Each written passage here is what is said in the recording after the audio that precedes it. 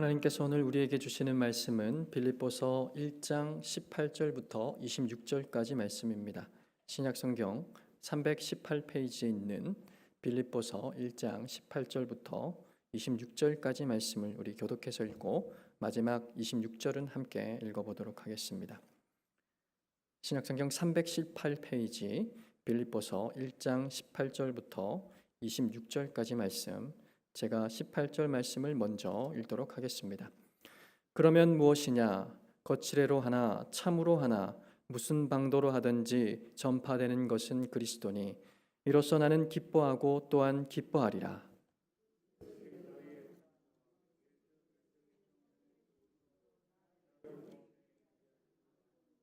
나의 간절한 기대와 소망을 따라 아무 일에든지 부끄러워하지 아니하고 지금도 전과 같이 온전히 담대하여 살든지 죽든지 내 몸에서 그리스도가 존귀하게 되게 하려 하나니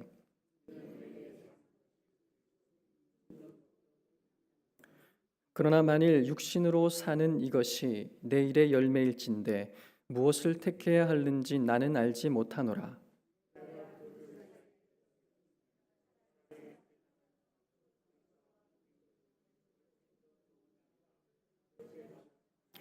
내가 육신으로 있는 것이 너희를 위하여 더 유익하리라.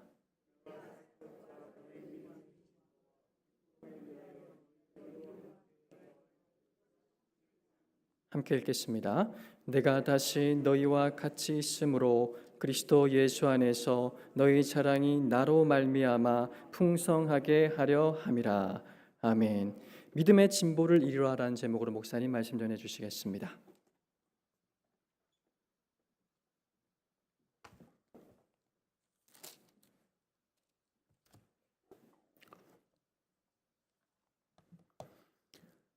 청년 남녀가 아주 사랑을 하고 결혼을 했습니다.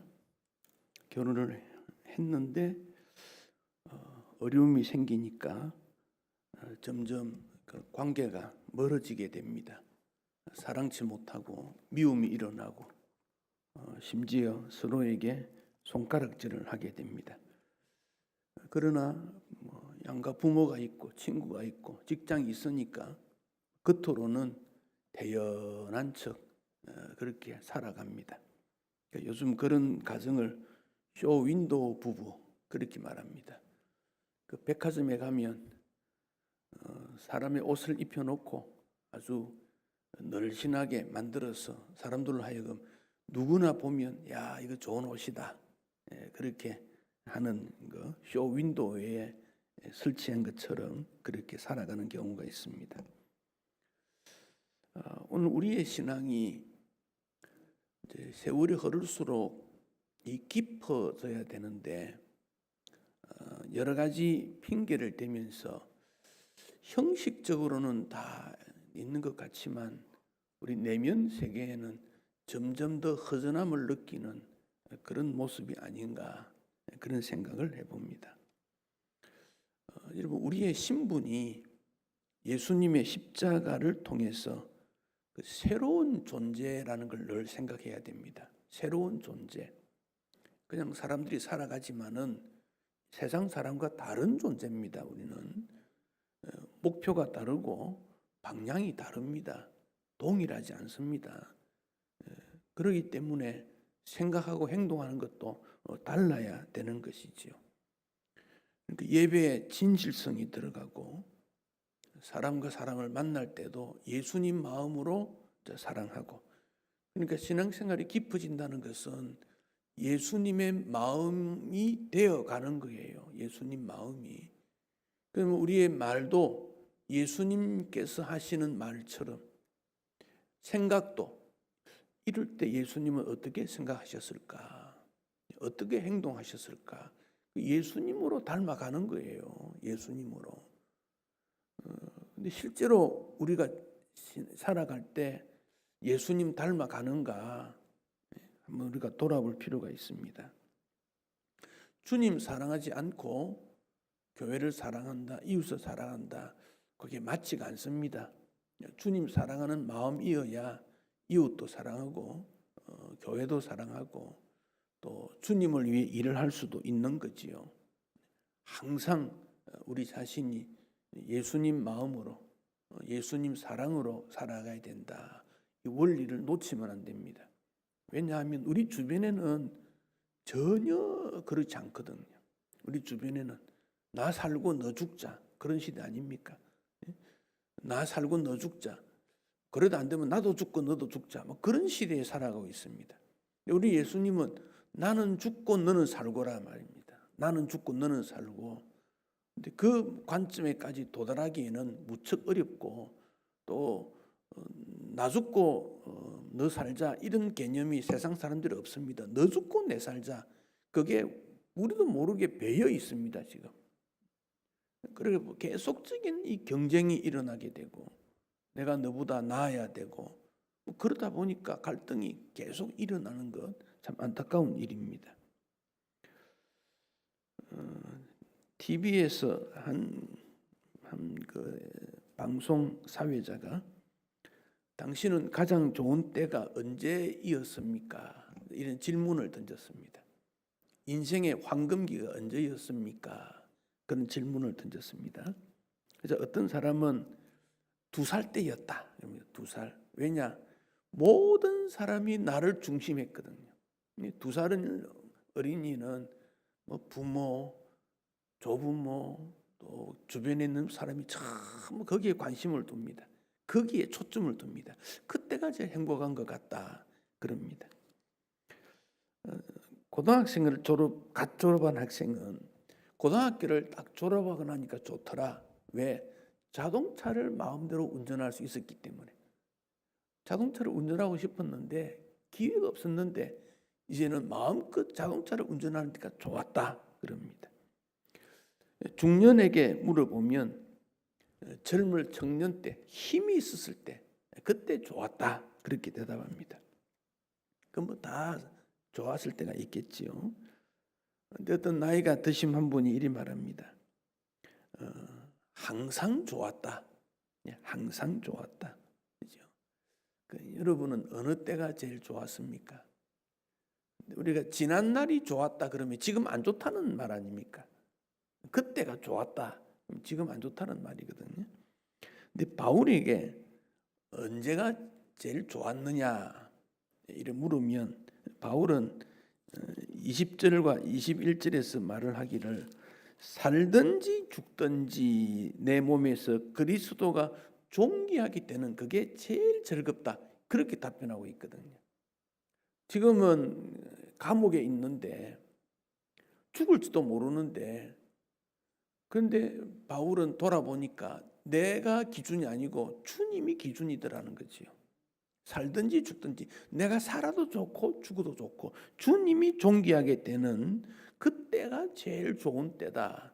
그 바울에게 인생의 황금기가 언제냐 이래 물으면 언제냐 하는 것보다는 무엇을 하고 있느냐, 무엇을 할 때인가 그 점을 바울은 생각합니다. 그래서 예수님이 존귀하게 되는 것, 예수님이 존귀하게 되는 것, 즉 내 삶이 예수님을 더 점점 넓혀가는 것, 예수님으로 점점 넓혀서 가는 것,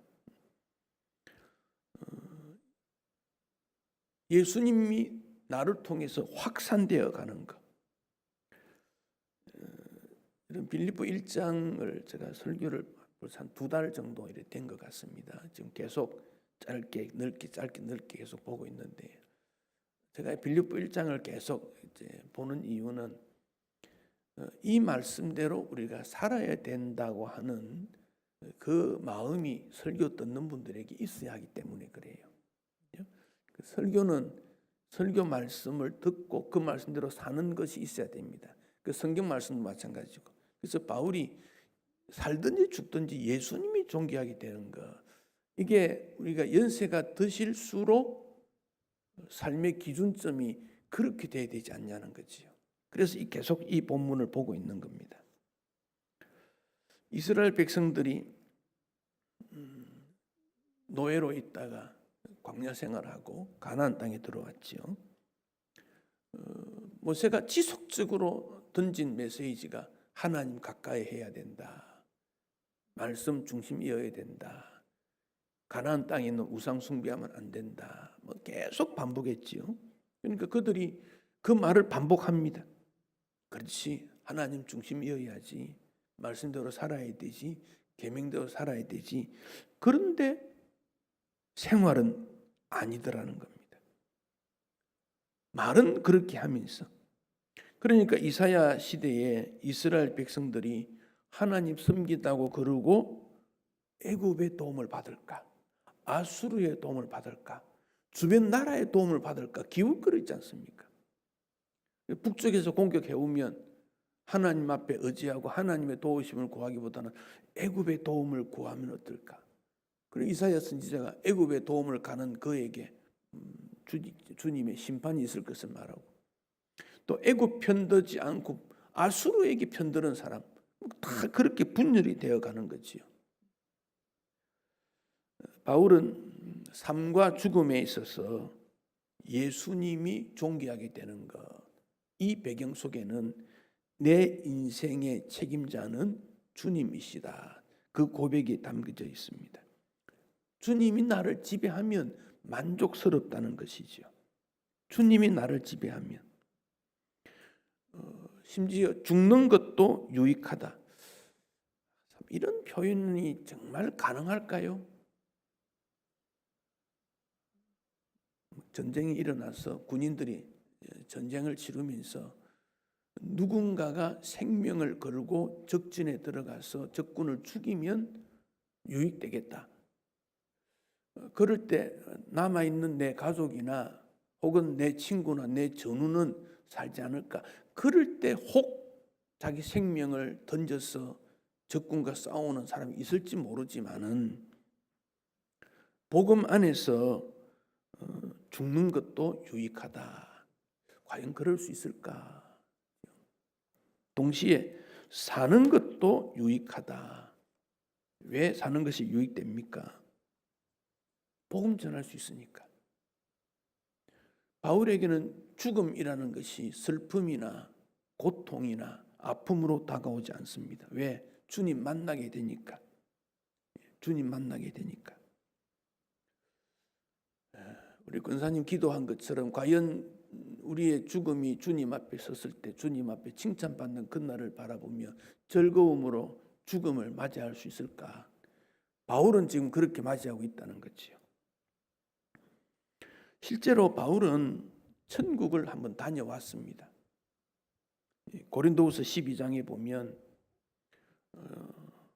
자기는 천국의 삼층천 세 번째 하늘, 그런 말입니다. 근데 그게 우리가 말하는 첫째, 둘째, 셋째라는 이 개념이 유대인들이 생각하는 그 개념이기 때문에 3층, 4층 이런 거는 뭐 의미가 없습니다. 1층은 이렇게 우리가 공기가 있는, 지구를 둘러싼 공기가 있는, 두 번째 층은 뭐 우주, 그럼 세 번째 뭐 이런 개념으로 지구를 말했기 때문에 3층 천, 세 번째 하늘 뭐 그렇게 말했지만 그건 뭐 별 의미가 없습니다. 그 하늘을 보니까 정말 산다는 것이 천국을 위하는 것이고 복음을 위한다는 그것이 얼마나 귀한 것인지 자기 자신은 경험했거든요. 올라가 보니까. 그러면서 그는 또 혹시 교만할까 해서 내가 갔다 왔다 그런 말 하지 않습니다. 어떤 사람이 그렇게 표현했습니다. 어떤 사람이 천국 갔다 왔다면 그거를 가지고 막 자기가 최고로 여기고 막 말을 하잖아요. 근데 바울은 그렇게 하지 않거든요. 이렇게 교만하게 들릴 수 있고 다른 사람이 오해할 수 있다면 그런 말은 하지 않겠다. 이게 바울의 태도입니다. 그리고 14년이 지났지 않습니까? 그리고 갈라디아서를 썼거든요. 고린도서를 썼거든요. 그러니까 복음에 대한 확실성이 있으니까 사느냐 죽느냐 하는 그 문제에 대해서 세상을 떠나 그리스도와 함께 있는 것이 훨씬 더 좋으나 이 땅에 육신으로 남아있는 것은 또 복음을 위해서 가르치고 기도하고 그들을 위해 있는 것도 좋다. 사나 죽나 그 중요한 거 아니다. 바울은 이렇게 고백하고 있습니다. 우리의 자신, 가족, 친구 이런 일을 떠나서 바울처럼 참 넓은 세상과 수많은 인류들을 바라보며 저들에게 어떻게 복음을 전할 수 있을까? 그 바울의 마음들을 가져야 되는 것이지요. 직장에서 일을 할 때에도 개혁 신앙에 있어서는 주님의 부름 안에서 소명감을 가지고 일을 해야 된다. 공부하는 것도, 가르치는 것도, 장사하는 것도, 직장에 일을 하는 것도 주님이 나에게 이런 소명감을 주었기 때문에, 그러니까 직장을 사랑하게 되지요. 학교를 사랑하게 되지요. 근데 지금 직장에 일하는 사람이 직장 사랑이라는 게 있겠습니까? 그저 뭐 월급 주는 것 때문에 사는 거지. 그렇게 사는 거 아닙니까? 바울은 살아도 주를 위하여, 죽어도 주를 위하여, 사나 죽으나 우리가 주님의 것이다. 천국의 삶을 그는 이미 경험해 보았고 살기 때문에 지금 이 땅에 살지만 천국을 경험하는 것이고, 고통과 고난 속에도 천국을 경험하는 것이고, 아파도 병들어도 배가 고파도 힘들어도 천국을 경험한다. 바울은 그 힘으로 살아가고 있는 겁니다. 우리 송명희 시인 잘 알지요. 의사의 실수로 뇌성마비가 되었습니다. 말을 한마디 하려도 온몸을 뒤틀어야 표현이 될 만큼 어렵습니다. 그래서 어머니가 그 딸의 모습을 보고 대신 말을 해줍니다. 그는 친구들이 교복 입고 학교 가는 것이 가장 부러웠다. 그렇게 말합니다. 교복 입고 학교 가는 것. 방 안에만 10몇 년 동안 혼자 단칸방에서 그 고통과 씨름하는 중에 주님을 만나게 됩니다. 주님이 그를 통해서 어떻게 그런 표현을 할 수 있을지 시를 쓰게 만들었습니다. 그 시 속에 하나님의 사랑과 믿음과 인생의 문제가 다 담겨서 갑니다. 나는 가진 것 없어도 다른 사람이 보지 못한 거 내가 보았다. 그 하나님이 공평하지 않나. 가진 것 없지만 다른 사람이 보지 못한 걸 보게 하신 주님, 그러므로 주님은 공평하니 그 주님을 찬양해야 된다. 그의 고백이지 않습니까? 어떤 목사님이 미국에서 치료할 수 있는 그런 기회를 만들어서 다 준비해 두었는데 송명희 씨는 가지 않는다. 왜? 지금 이대로 사는 것도 주의 은혜인데 내가 치료받지 않아도 이대로 있는 것도 괜찮다. 그 마음이 사나 죽으나 주님의 것이다. 인생의 의미와 신앙의 의미가 무언지 말하고 있지요. 우리가 찬송을 부르지만은 찬송 가사를 부를 때마다 마음이 아프지 않습니까? 어색합니다. 십자가를 진다, 주님을 따른다, 이런 찬송들을 부를 때 어색하다는 걸 느끼게 됩니다. 정성된 마음으로 예수님과 함께 살아가는 것. 그러면서 바울은 살든지 죽든지 하나님 앞에 영광이 되고 이웃에게 유익이 되기를, 그는 그렇게 삶의 목표를 정하고 있습니다. 그래서 바울은 자발적인 순종입니다. 어려워도 힘들어도 자발적인 순종입니다. 그렇게 하지 않아도 될 것 같은데 그는 앞서서 그렇게 살아가고 있습니다. 신앙의 열매가 겸손이요 순종이거든요. 얼마나 주님 앞에 겸손과 순종의 마음으로 살아가고 있는가. 그렇게 삶으로 우리를 통해 예수님이 존귀하게 되기 때문에 그렇습니다. 어떤 젊은 부부가 아기를 데리고 다닙니다만 그 부모의 얼굴이 늘 어둡습니다. 아이가 자라면서 건강하게 말도 하고 걷고 그래야 되는데 아이에게 장애가 있으니까 말도 어눌하고 걸음도 제대로 걷지 못하니까 그 부모의 마음은 정말 아픕니다. 한평생 어떻게 될 것인가 걱정이 됩니다. 우리의 신앙의 시간만 길고 섬김이 없고 열매가 없다면 우리 역시 마찬가지일 것입니다. 믿음은 진보해야 된다. 오늘 설교 제목이 그렇습니다. 진보해야 된다. 나아가야 된다.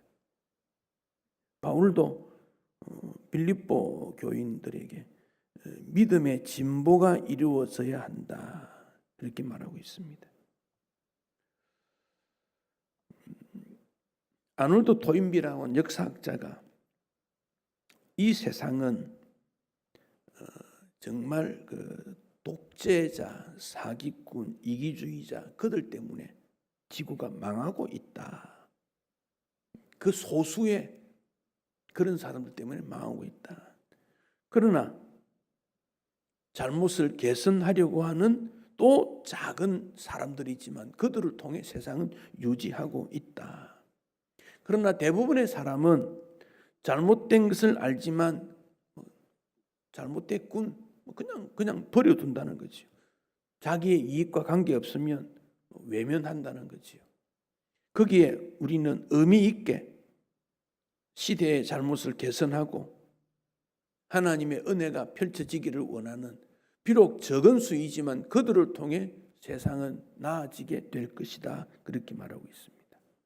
탈무드에서는 반성할 줄 아는 사람이 있는 그 땅, 그 공간, 그곳은 훌륭한 랍비가 있는 것보다 더 좋다. 어떤 공동체든지 돌아보고 반성하고 회개하고 새로운 것을 추구하는 그런 사람이 있다면 어떤 뛰어난 선생보다 그 공동체가 멋있고 그 공동체가 멋있다. 우리가 소속되어 있는 가정이나 또 교회 안에서 나는 그래도 믿음을 지키고 비록 약하지만은 말씀대로 살겠다고 하는 그런 사람이 남아있을 때 거기에 진리가 있는 것이지요. 바울은 신앙의 목표를 자신에게 두지 아니하고 예수님에게 두었습니다. 그것을 조금 더 확대시키면 하나님 중심, 하나님 영광 그렇게 말합니다. 에베소 4장 6절에 바울이 에베소 교회에게 주의 말씀으로 형제를 깨우치면 그리스도 예수의 선한 일꾼이 되고 허탄한 신화를 버리고 경건에 이르기를 연습함으로 금생과 내생에 유익이 있다.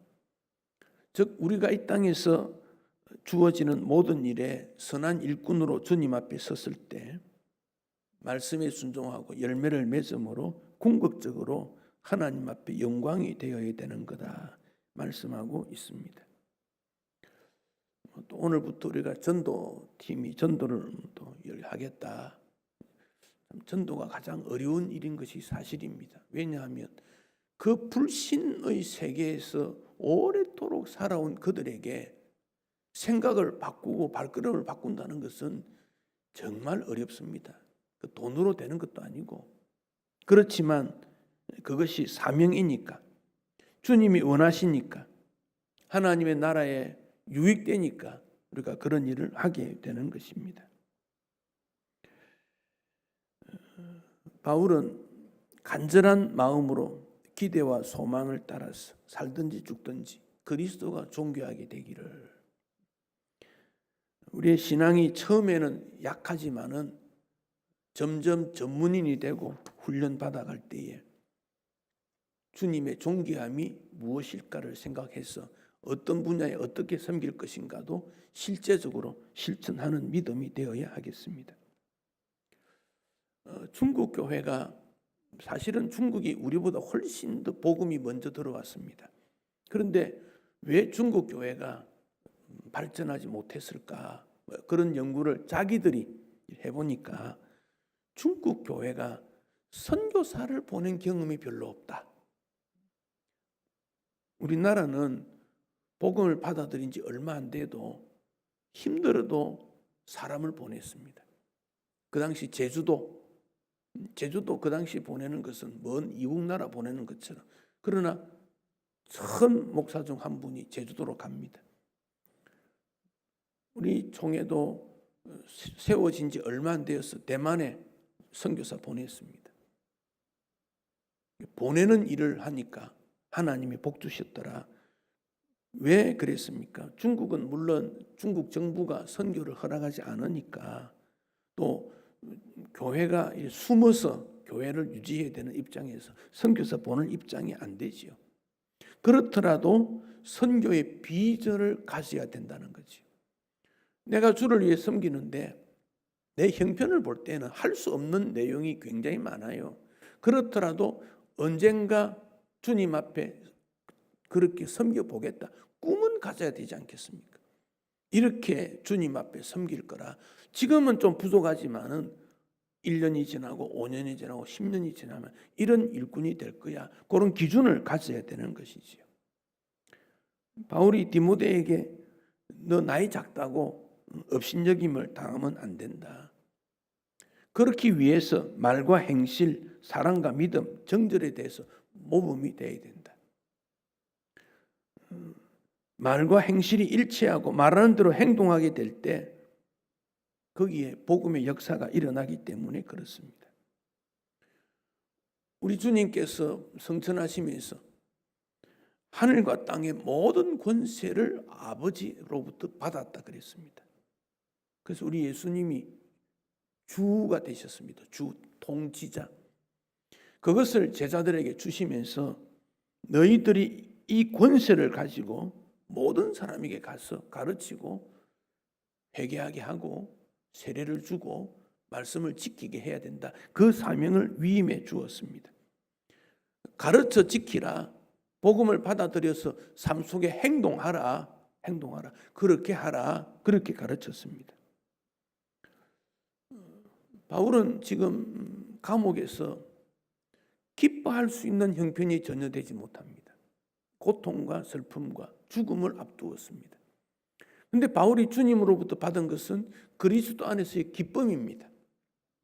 그러니까 빌립보 교인들에게 그리스도가 존귀하게 된다면 나는 그것으로 기뻐할 수 있다. 기쁨을 또한 강조하고 있습니다. 자유로운 몸이 되면 복음을 전함으로 기뻐할 것이고, 감옥에 있더라도 내 삶의 목적이 그리스도이기 때문에 기뻐할 수 있다.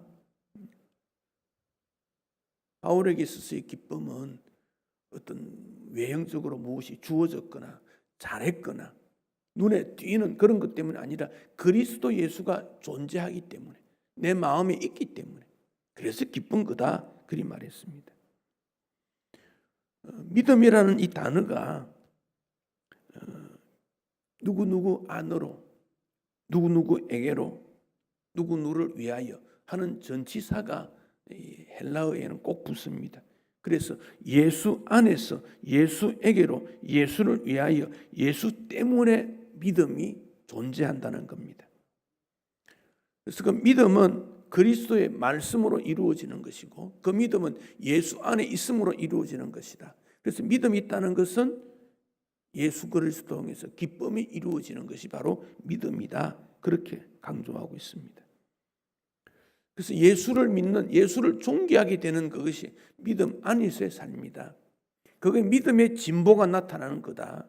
그러니까 베드로가 예수님의 부름을 받았을 때 예수님 말씀을 그렇게 중요하게 여기지 않았지요. 그런데 배 오른편에 그물을 내려라. 그 말씀대로 내렸더니 많은 물고기가 잡히는 것을 보고 베드로는 주님, 저는 죄인입니다. 저는 예수님과 함께 있는 존재가 아닙니다. 그럼에도 불구하고 주님이 부르시니까 거기에 따라가므로 베드로가 믿음이 쌓여지게 된 것이지요. 베드로에게 그런 경험을 통해서 믿음이 무엇인지를 예수님은 가르쳐 주셨습니다.